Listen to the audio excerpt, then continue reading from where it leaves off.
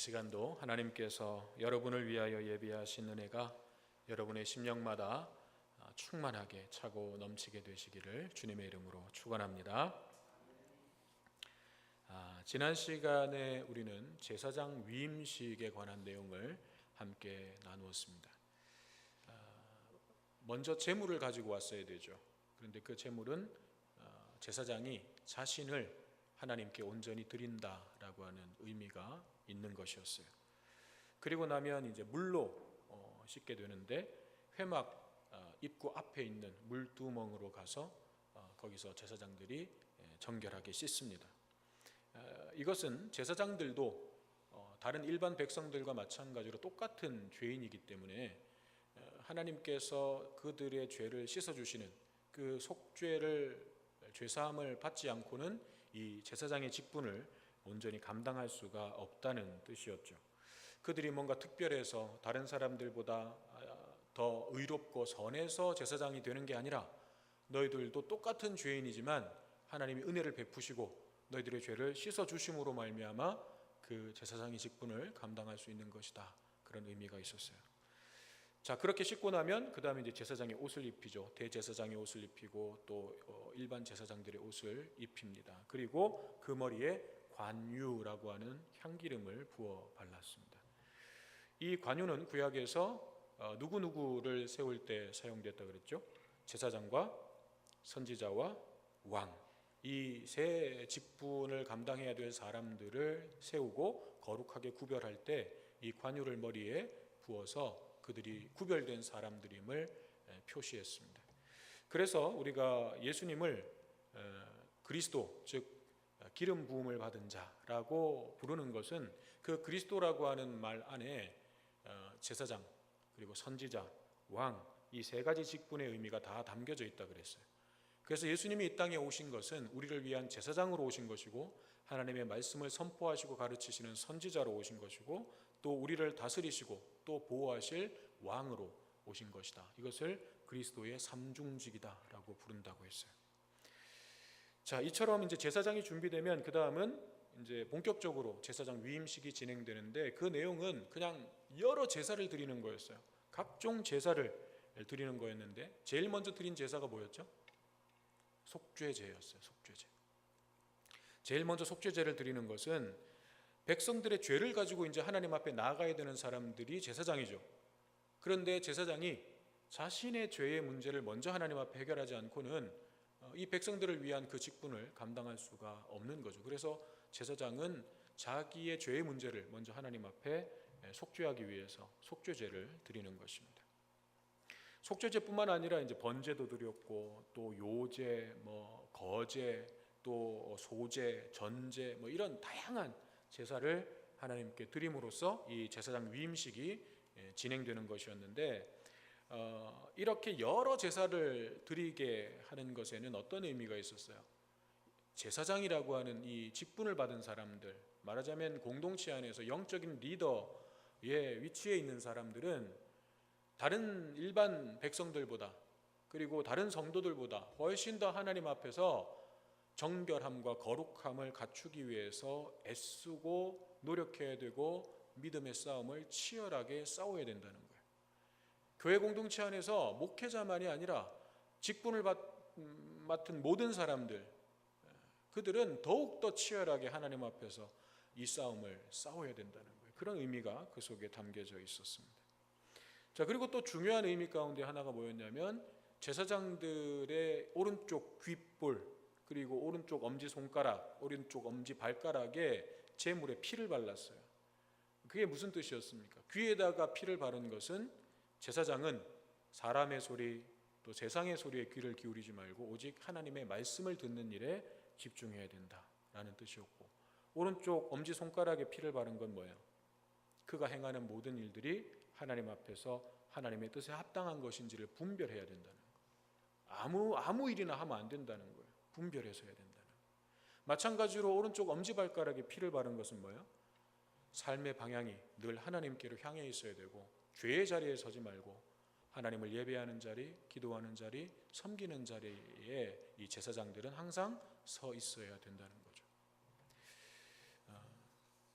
그렇지만 이 구약의 제사장의 어떤 의미들이 사실 이제 오늘날에는 똑같이 의미를 적용할 수는 없겠지만 우리는 왕 같은 제사장이기 때문에 구약의 그 제사장들의 역할과 그 의미들을 이제 오늘 우리의 삶 속에서 다시 되살려서 우리의 삶에 적용하고 실천해 나가는 것은 우리가 마땅히 그렇게 해야 되는 직무라고 말씀을 드렸어요.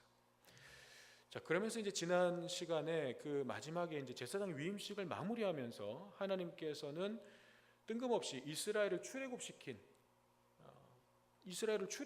그 목적을 말씀해 주셨는데 도대체 출애굽의 목적과 제사장이 무슨 관계가 있는 거예요? 왜 제사장에 관한 이야기를 쭉 얘기하시다가 마지막 마무리를 출애굽시키신 이유에 연결시켜서 마무리를 하셨는가? 그것은 하나님께서 이스라엘을 출애굽시키신 목적이 바로 이스라엘 백성들을 만나고 그들 가운데 거하시고 함께 하시기 위함이라는 거죠. 그냥 단순히 약속의 땅에 들여보내는 것, 그게 최종적인 목적이 아니라 그들과 만나시고 그들 가운데 거하시는, 여기서 거한다라고 하는 뜻은 거주한다라는 뜻이에요. 원어의 의미가 거주한다. 그러면 그렇게 되기 위해서, 하나님의 그 뜻이 이루어지기 위해서는 하나님을 만나고 하나님께서 거하실 거룩한 장소가 있어야 되는, 거룩한 처소가 있어야 되는 거죠. 그리고 죄인인 이스라엘과 하나님 사이를 연결할 중재자가 있어야 되는 거예요. 그래서 거룩한 장소인 성막을 만들게 하신 것이었고, 그 성막에서 하나님과 이스라엘을 화목하게 할 제사장을 세우신 거예요. 그래서 그 제사장의 이 관한 내용을 마무리하시면서 이 출애굽시키신 이유를 연결해서 말씀해 주신 거예요. 자, 그래서 이제 오늘날 그런 의미들을 오늘 우리의 삶 속에서 좀 적용하고 내가 어떻게 하면 제사장으로서 그렇게 살아갈 수 있을 것인가를 우리가 치열하게 고민하고 싸워가야 되는 거죠. 자, 이제 오늘은 이 분향단과 물두멍에 관한 내용인데, 사실 오늘 이제 두 가지 내용을 다 다루려고 했어요. 그런데 말씀을 준비하다 보니까 이게 너무 길어져요. 그런데 또 이 짧은 시간에 이걸 압축해서 하려니까 또 너무 건너뛰어요. 그래서 안 되겠다, 이거 한 주씩 좀 나눠가지고 따로 좀 살펴봐야 되겠다 싶어서 오늘은 물두멍에 관한 내용, 분향단에 관한 것만 하고 물두멍에 관한 것은 다음 주에 살펴보려고 합니다. 분향단은 말 그대로 향을 피우는 제단이죠. 이 분향단을 만드는 방법은 다른 성막의 기구들과 마찬가지로 재료는 조각목이에요. 성막에 있는 대부분은 조각목으로 만들어요. 그리고 거기에다가 금을 덧입혀서 만들었죠. 여러 번 반복해서 말씀드렸던 거지만 여기에는 어떤 의미가 있어요? 조각목으로 만들고 금으로 쌌다. 이게 어떤 의미가 있어요? 첫째는 예수 그리스도의 인성과 신성이 그 속에 담겨져 있어요. 조각목은 예수님의 인성, 그리고 그것을 감싸고 있는 금은 예수님의 신성을 의미하는 거예요. 근데 이것을 우리에게 초점을 맞춰보면 그 조각목이 우리 자신인 거죠. 정말 그냥 흔하디 흔한 볼품없는 나무였고, 사실 이 거룩한 기구를 만들기에는 뭐 가당치도 않은, 합당치도 않은, 자격도 없는 그런 목재였어요. 그런데 그런 목재를 깎고 다듬으셔서 거기에다가 금을 입히셔서 하나님의 그 거룩한 처소에 사용되는, 그리고 거룩한 처소를 이루는 그 하나하나의 부분들로 하나님께서 삼으신 거예요. 즉 자격 없는 우리를 부르셔서 구원하시고 하나님의 자녀 삼으시고, 자녀 삼으실 뿐만 아니라 우리에게 하나님의 영광을 덧입히셔서 우리를 통해서 하나님의 영광이 세상 가운데 드러나도록 우리를 거룩한 도구로 사용하시는 그런 의미가 이 조각목으로 만들고 금으로 쌌다는 것 속에 담겨져 있는 의미였어요. 자, 분향단의 크기는 가로 세로가 각각 한 규빗, 그러니까 약 45cm 정도 되는 정사각형이었고, 그 각 모서리마다 번제단처럼 뿔을 만들었습니다. 뿔은 하나님의 능력을 상징하는 것이고, 또 여기에는 이 속죄의 의미도 담겨져 있어요. 그래서 우리를 구원하시는 하나님의 능력도 되는 것이고, 또 전지전능하신 하나님의 능력도 되는 것이고, 분향단에 특히 이 뿔이 있는 것은 분향단이 결국은 이제 이 기도와 연결되어 있는 것이기 때문에 우리가 기도를 통해서 하나님의 능력을 붙잡아야 된다. 하나님의 능력을 의지해야 된다라고 하는 의미도 이 뿔에 담겨져 있는 것입니다. 자, 높이는 2규빗, 그러니까 90cm 정도, 1m 채 안 되는 그 정도 높이에 그리 크지 않은 크기였습니다.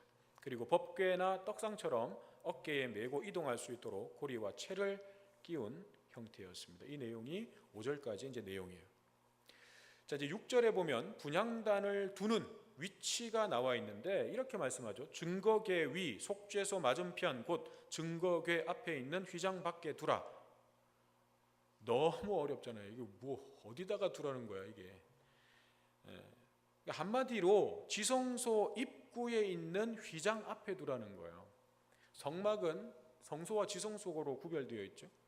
구분되어 있죠. 그 지성소와 성소는 또 휘장으로 가려져 있어요. 그래서 성소에서 이제 지성소로 들어가려면 휘장을 지나야 돼요. 그 휘장 바로 앞에 이 분향단을 두라는 거예요.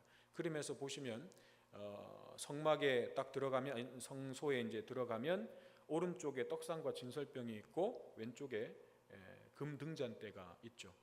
그리고 지성소 입구 휘장이 쳐져 있는 그 앞에 이제 이 분향단이 있는 것입니다. 분향단을 왜 이 위치에 두게 하셨을까? 그냥 이렇게 둘 곳이 없어서 성소 안에 이제 공간은 제한되어 있고 떡상 먼저 자리 차지하고 금 등잔대 차지하고 있고 나머지 한쪽은 들어오는 입구니까 이제 마지막 남은 데가 저쪽이어가지고 거기다가 분향단을 뒀나? 그런 건 아니라는 거예요. 여기에는 하나님이 담아두신 아주 깊은 의미가 있습니다. 그 의미는 이 분향단이 가지고 있는 분향단의 의미와 이 분향단을 둔 위치에 담긴 의미가 서로 연결되어 있어요. 즉 향이라고 하는 것은 성경에 보면 성도의 기도라고 표현되어 있습니다.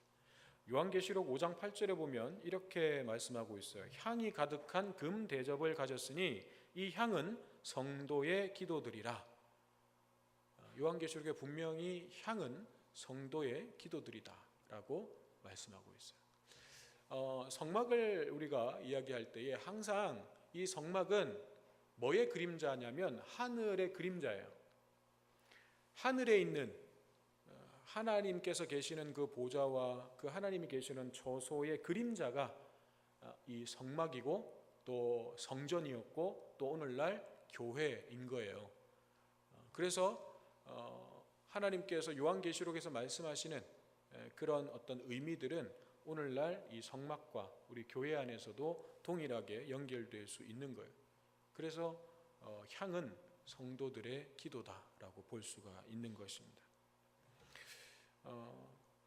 그러므로 분향단이 지성소에 가장 가까운 곳에 위치해 있는 것은 분향단에 이제 향을 피우면 그 연기와 또 그 향기가 휘장을 지나서 하나님께서 임재하시는 그 지성소 안에까지 가득하게 퍼지는 거예요. 그걸 위해서 이 지성소 가장 가까운 곳에 이 분향단을 둔 것입니다. 그리고 이것은 곧 성도의 기도가 하나님 앞에 상달되는 것을 보여주는 것이라고 할 수 있는 거예요.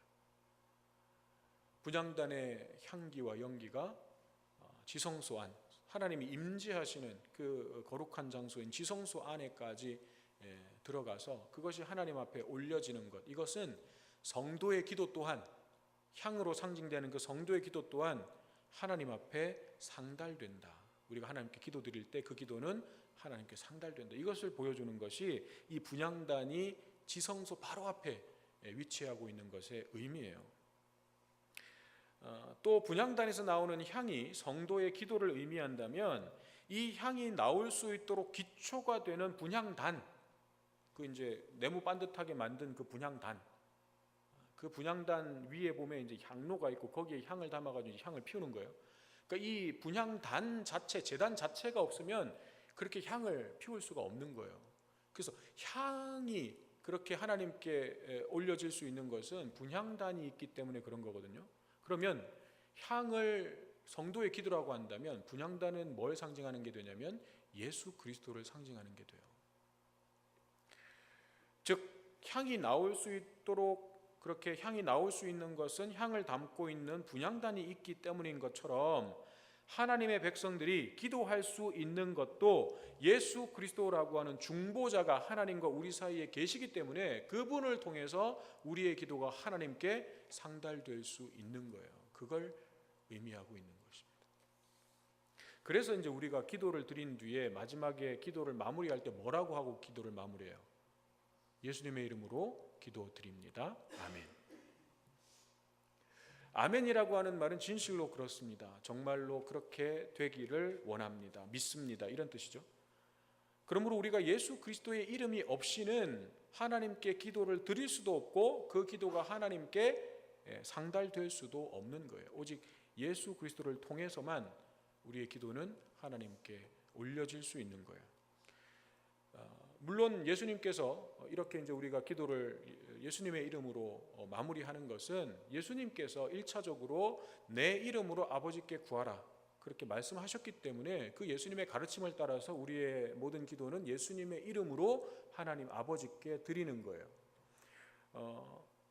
그런데 예수님께서 그렇게 말씀하셨다고 해서 꼭 내 이름으로만 해야 돼 뭐 이런 의미라기보다는 예수님께서 이제 장차 하나님과 우리 사이에 중재자, 중보자가 되어 주실 것이기 때문에 그 십자가의 그 대속의 구원을 예수님께서 미리 이제 다 설정해 놓으신 그 상태에서 우리에게 내 이름으로 아버지께 구하라라고 말씀하신 거예요. 그래서 예수님의 이 말씀 속에는 그런 우리와 하나님 사이의 중보자로서의 예수님 자신에 대한 그 의미가 담겨져 있는 거예요. 자, 그러므로 예수님의 이름으로 기도드린다라고 하는 이 말이 무슨 어떤 주문처럼 이 말을 꼭 이제 기도 끝에 해야만 그 기도가 하나님께 상달되고 이걸 빼먹으면 하나님께 상달이 안 되고 그런 거 아니라는 거예요. 무슨 말씀인지 아시겠어요? 기도할 때 우리가 예수님의 이름으로 기도를 하죠. 늘 그렇게 기도하죠. 또 그렇게 기도하는 게 맞아요. 그런데 그렇게 안 하면 그 기도가 하나님 앞에 상달이 안 되냐?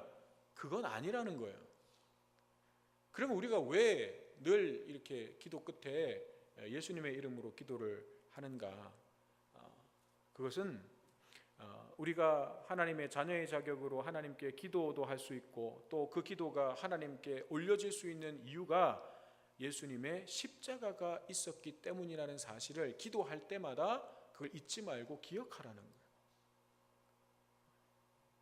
그래서 우리가 늘 예수님의 이름으로 기도드립니다 라고 기도를 마무리하는 거예요. 그러면 기도할 때 그냥 습관적으로 기도 이제 끝낼 때가 됐으니까 예수님의 이름으로 기도드립니다. 아멘. 하고 그냥 의미 없이 끝내는 것이 아니라 정말 예수님이 하나님과 나 사이에 중보자가 되어 주셔서 다리가 되어 주셔서 그래서 내가 지금 이 기도를 하나님께 올려드릴 수 있고 내가 하나님의 응답하심을 기대할 수가 있는 거구나. 그 감사한 마음을 가지고 그 은혜를 기억하는 마음을 가지고 예수님의 이름으로 예수 그리스도의 그 거룩하신 이름으로 하나님께 기도드립니다 라고 우리가 기도를 마무리해야 되는 거예요. 이거 마지막에 이 기도하는 예수님의 이름으로 기도드립니다 이게 그냥 습관적으로 아무 생각 없이 그냥 하는 게 아니라는 거예요. 그런 것들을 우리가 생각하면서 기도를 드려야 돼요. 하나님께서는 이런 의미들을 구약의 성막에서 분향단을 통해서 미리 보여주고 계시는 것입니다. 기도와 관련해서 우리가 한 가지 더 생각해야 될 중요한 내용이 있는데 그것은 하나님의 뜻대로 드리는 기도든 아니면 하나님의 뜻이 아닌 그런 기도든 하나님께서는 이 모든 기도를 들으실까요? 안 들으실까요? 들으셔요. 그리고 하나님의 뜻대로 구한 기도든 아니면 하나님의 뜻에 합당하지 않은 어떤 기도를 드리든 그 모든 기도에 대해서 하나님께서 응답을 하실까요? 안 하실까요? 응답을 하십니다. 우리가 이걸 기도의 개념을 이렇게 잡고 있어야 돼요. 모든 기도는 하나님 들으신다. 모든 기도는 하나님께서 그에 대해서 응답하신다. 응답받지 못하는 기도라는 건 없어요. 그렇지만 우리는 기도 응답 못 받았어요 라고 하는 표현을 쓰죠. 종종 해요. 정말 응답받지 못하는 기도가 있는가? 아니라는 거예요. 그런데 그 하나님의 이 응답이라고 하는 것에 관한 우리가 오해를 가지고 있기 때문에 그런 표현들을, 그런 생각들을 하는 거예요. 어떤 오해를 갖고 있느냐? 우리가 기도 응답을 못 받았다라고 생각하는 그 오해는 뭐냐? 예전에도 한번 말씀드린 적이 있죠. 하나님의 기도 응답은 무엇과 같다? 신호등과 같다. 그래서 신호등의 삼색, 녹색불은 하나님의 응답이라면 뭐예요? 예스죠. 하나님께서 허락하시는 거예요. 빨간불은 뭐예요? 노예요. 그건 거절하시는 거예요. 그럼 노란색은 뭐예요? 기다리라는 거예요. 기다리라는 거예요. 이게 다 응답이에요. 녹색불의 예스도 응답이고, 빨간불의 노도 하나님의 응답이고, 노란색의 기다리라도 응답이에요. 이게 다 응답이에요. 하나님의 응답이에요. 그런데 우리는 언제나 우리가 드린 기도에 대해서 하나님께서 녹색불, 예스라고 응답해 주시는 것만 응답받았다고 생각하기 때문에 기도 응답을 못 받았다라는 말을 하게 되는 거예요. 빨간불 켜면 하나님께서 빨간불을 켜시거나 노란불을 켜시면 기도 응답 못 받았다, 이렇게 생각하는 거죠. 그렇지만 그렇지 않습니다. 녹색이든 빨강이든 주황이든 다 하나님의 응답이에요. 이것을 좀 다른 의미에서 말하면 기도는 응답 자체가 목적이 아니라 기도를 통한 하나님과의 만남이 본질이라는 거예요. 기도의 본질이 뭐냐? 우리는 기도를 응답받으려고 해요. 근데 기도의 본질은 그게 아니에요. 기도를 통해서 내가 하나님을 만나는 그 만남이 기도의 본질이에요. 여러분은 왜 기도하십니까? 여러분 기도 생활을 하고 계실 텐데 여러분 왜 기도하십니까? 기도를 통해서 내가 바라고 원하는 것을 하나님께서 이루어 주시는 것, 그것이 많은 분들이 기도하는 이유예요. 물론 그게 잘못된다는 건 아니에요. 그 잘못된 건 아니에요. 그렇지만 그것이 기도의 본질은 아니라는 거예요. 기도의 본질이라고 하는 것은 하나님을 만나는 거예요. 그래서 앞서 나왔던 6절에 보면 분향단을 이 지성소 앞에 그 휘장 앞에다가 두라고 하시면서 6절 끝에 보면 그 속죄소는 내가 너와 만날 곳이며 라고 말씀하고 있어요. 분향단 얘기를 하다가 분향단 놓는 위치를 왜 이렇게 장황하게 설명을 하고 계시는가? 그리고 그곳은 내가 너와 만나는 장소다라고 굳이 집어서 말씀을 하고 계시는가? 분향단의 연기와 향이 휘장을 지나 지성소까지 들어갑니다. 그리고 하나님께서는 그곳을 가리켜서 내가 너와 만나는 곳이라고 말씀합니다. 즉 향이 상징하고 있는 기도의 본질은 기도를 통해서 내가 하나님을 만나는 것임을 말씀해 주고 있는 거예요. 기도 응답 받는 거, 그게 목적이 되면 안 돼요. 기도 응답은 하나님께서 우리의 상황과 형편에 따라서 우리에게 가장 좋은 것으로 응답해 주시는 거예요. 그래서 하나님은 언제나 내 기도에 응답하신다. 그리고 그 응답은, 하나님의 응답하심은 내게 가장 선한 것이다. 이것이 우리의 믿음의 고백이 되어야 되는 거예요. 예스라는 응답을 통해서 우리는 역사하시는 하나님을 만납니다. 우리의 삶 가운데서 역사하시고 또 이를 이루어 주시는 그 하나님을 만나고 경험합니다. 노라고 하는 응답을 통해서 당신의 뜻을 가르쳐 주시고 깨닫게 하시는 하나님을 만납니다. 그리고 그 뜻을 분별해 갑니다. 기다리라 라고 하는 응답을 통해서 우리를 연단하시고 훈련하시는 하나님을 만나게 됩니다. 이것이 기도의 본질이에요. 기도는 우리의 소원을 아뢰고 하나님은 그것을 들어주시는 그런 것만이 기도의 의미가 아닌 것이에요. 그것은 부차적인 것이고 기도의 본질은 내가 하나님을 만나는 거예요. 그래서 7절과 8절을 보면 향을 매일 아침과 저녁으로 피우도록 하십니다. 아침은 하루의 시작이죠. 저녁은 하루의 끝이에요. 마무리예요. 다시 말해서 하루의 삶을 기도로 시작하라는 거예요. 새날을 열어주심에 감사하고 오늘 하루도 믿음의 삶을 살아갈 수 있도록 도와주시기를 기도하고 또 오늘 예정되어 있는 일들이 하나님의 뜻 안에서 잘 이루어지기를 기도하고 만나는 모든 사람들과의 관계 속에서 내가 예수 그리스도의 향기를 드러낼 수 있도록 기도해야 되는 거예요. 그것이 우리가 아침을 여는 기도여야 돼요. 또 하루의 삶을 기도로 마무리하라는 거죠. 하루의 삶을 돌아보며 알게 모르게 지은 죄가 있는지 회개하고, 또 무사히 하루를 마치게 하심에 감사하고, 또 밤에 평안한 쉼과 잠을 통해서 내일을 더욱 힘있게 살아갈 수 있도록 그렇게 기도하며 하루를 마무리하라는 거예요. 이렇게 매일매일 하나님께 기도하면서 하나님과 동행하는 삶, 하나님과 교제하는 삶을 살아가는 것, 이것이 기도의 본질이라는 것입니다. 기도는 하나님의 자녀들에게만 주어지는 특권입니다. 내가 하나님께 기도할 수 있음이, 그리고 하나님께서 나의 모든 기도와 간구를 들으시고 응답해 주심이 놀라운 은혜입니다. 이것은 아무에게나 다 주시는 게 아니에요. 오직 하나님의 백성이 자녀가 된 사람들에게만 주시는 특권이에요. 그러므로 날마다 모든 일에 앞서서 먼저 하나님께 기도하고, 하나님께서 어떤 응답으로 주시든지 그것을 하나님의 응답으로 깨달아서 하나님과 동행하는, 주님과 함께 동행하고 기도를 통해서 주님을 만나는 그런 복된 삶을 사는 저와 여러분 되시기를 주님의 이름으로 축원합니다.